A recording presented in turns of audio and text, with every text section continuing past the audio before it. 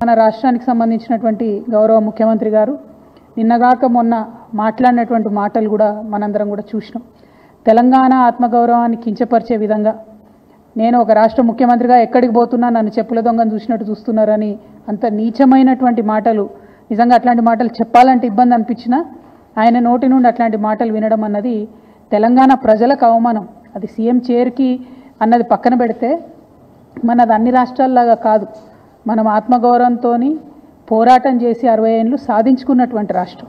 అటువంటి రాష్ట్రాన్ని ఎంత గౌరవప్రదంగా మనం కాపాడుకుంటే అంత బాగుంటుంది. కానీ తెలంగాణ ఆత్మగౌరవాన్ని కించపరిచే విధంగా ముఖ్యమంత్రి గారు మాట్లాడడం బాధాకరం. అయితే ముఖ్యమంత్రి గారి మాటల వెనకాల ఆక్రోశము, బాధ వేరే ఉన్నది. ఏంది వేరేది? మొన్ననే మనం చూసినాం 400 ఎకరాలు కంచగచ్చిబౌలి భూముల్ని కుదోబెట్టి 10,000 కోట్ల రూపాయలను అప్పుగా తీసుకొని రావడం జరిగింది. యావత్ ప్రపంచం ముందు తెలంగాణ పరువు తీసినటువంటి ఉదంతాన్ని కూడా చూసినాం. అక్కడ ఉన్నటువంటి నెమళ్లను, చెట్లను అన్నిటినీ నాశనం చేస్తే ప్రపంచవ్యాప్తంగా ఉన్న పర్యావరణవేత్తలందరూ కూడా బాధపడ్డ విషయం చూసినాం. మరి ఎందుకంత పట్టుదల? ఎందుకు ఆ భూములు అమ్మాలి? ఎందుకు 10,000 కోట్లు తెచ్చుకోవాలి అంటే ముఖ్యమంత్రి గారు కంప్లీట్గా ఆలోచన ఏంటంటే తెలంగాణ రాష్ట్రంలో TSIICలో, ఇదివరకు TSIIC అన్నాము, ఇప్పుడు వాళ్ళు TGIIC అంటున్నారు, ఇండస్ట్రియల్ ఇన్ఫ్రాస్ట్రక్చర్ డెవలప్మెంట్ కార్పొరేషన్లో 1,75,000 ఎకరాల పైచిలకు భూమి కేసీఆర్ గారు జమ చేసి పెట్టిండ్రు. కేవలం హైదరాబాద్లో కాదు, జిల్లాలలో ఉన్నటువంటి అన్ని కేంద్రాలలో కూడా ఫ్యూచర్లో ఇండస్ట్రియల్ ఎక్స్పాన్షన్ కోసం అని చెప్పి TSIICని ఒక స్ట్రాంగ్ పవర్ఫుల్ ఎంటిటీగా తయారు చేసి పెట్టిండ్రు. ఇవాళ రేవంత్ రెడ్డి గారి కుట్ర ఏంటంటే ఆ భూములన్నింటినీ కూడా కుదవబెట్టాలి.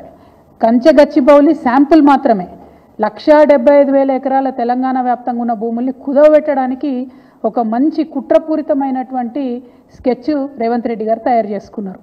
మరి తయారు చేసుకున్నారు, కానీ ఆ విషయాన్ని ప్రజల నుంచి దాచిపెట్టాలనేటటువంటి ప్రయత్నం చేస్తున్నారు.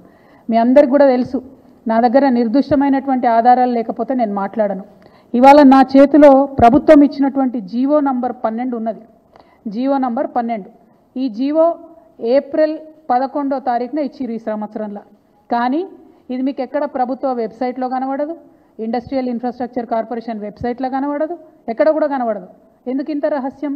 ఎందుకోసం దాచిపెట్టినరు? ఏమున్నది ఈ జీవోలా? ఇది చెప్పడానికే నేను ఇవాళ తెలంగాణ ప్రజల ముందుకు రావడం జరిగింది. ఈ జీవోలో ఏం చెప్తుందంటే ప్రభుత్వము ఇప్పటి వరకు Telangana state industrial infrastructure corporation అనేటటువంటిది ఒక ప్రైవేట్ లిమిటెడ్ కంపెనీగా ఉన్నది. ఇప్పుడు దాన్ని రేవంత్ రెడ్డి గారి ప్రభుత్వం నిర్ణయం తీసుకొని పబ్లిక్ లిమిటెడ్ కంపెనీ కింద మార్చడం జరిగింది.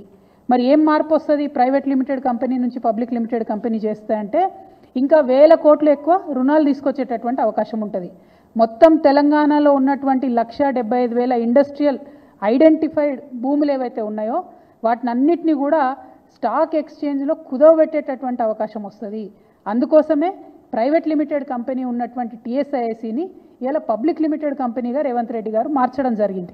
మార్చడంతోనే దీంట్లో ఏమొచ్చింది, ఇదే జీవోలో చెప్తారు. మార్చుతూ వాళ్ళు నిర్ణయం తీసుకుంటే ఏమొచ్చిందంటే the company got listed on 11/12/2024 at National Stock Exchange and the company status got change to high value debt listed entity.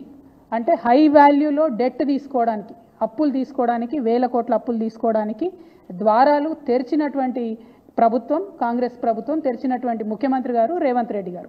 ఇవాళ నేను రేవంత్ రెడ్డి గారిని అడుగుతా ఉన్నా, మీరు ఒకవేళ ప్రైవేట్ లిమిటెడ్ కంపెనీ నుంచి పబ్లిక్ లిమిటెడ్ కంపెనీ చేస్తే పబ్లిక్ దగ్గర ఈ విషయం ఎందుకు దాచిపెట్టినరు?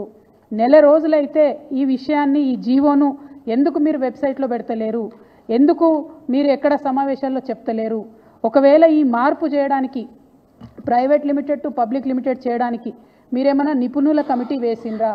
ఎందుకోసం తెలంగాణ భూములన్నీ తీసుకుపోయి స్టాక్ ఎక్స్చేంజ్లో కుదవబెడుతున్నారు? స్టాక్ ఎక్స్చేంజ్ మన చేతిలో ఉంటుందా? దానిలో ఒకసారి లాభాలు రావచ్చు, ఒకసారి నష్టాలు రావచ్చు. ఒకవేళ నష్టం వస్తే తెలంగాణలో మనం జమ చేసి పెట్టుకున్నటువంటి 1,75,000 ఎకరాలు వాటి భవితవ్యం ఏంటిది? మన పిల్లల భవిష్యత్ ఎట్లా? రేపు ఎవరైనా కొత్తగా పెట్టుబడులు పెడదామని వస్తే వాళ్ళకి ఏం భూములు ఇస్తాం, మనము ఎట్లా ఫెసిలిటీస్ క్రియేట్ చేస్తాము? అంటే మీరు తెలంగాణ రాష్ట్ర భవిష్యత్తు మీద ఏమాత్రం ఆలోచన లేకుండా డైరెక్ట్గా పబ్లిక్ లిస్టెడ్ కంపెనీ చేసి దీన్ని స్టాక్ ఎక్స్చేంజ్లో లిస్ట్ చేయడం అన్నది చాలా దారుణం. ఈ విషయాన్ని ప్రజలకు చెప్పకపోవడం అన్నది మరింత దారుణం.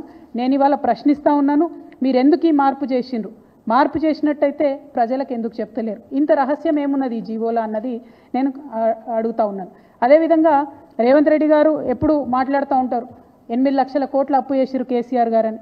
నిన్నగాక మొన్న సెంట్రల్ గవర్నమెంట్కి సంబంధించినటువంటి వ్యక్తులే చెప్పిండ్రు ఈ రోజు కూడా రాష్ట్ర అప్పు 4,20,000 కోట్లు ఉందని చెప్పి సెంట్రల్ గవర్నమెంట్ నుంచి పార్లమెంట్లో ఇచ్చినటువంటి జవాబు ఆధారంగా చెప్పిండ్రు.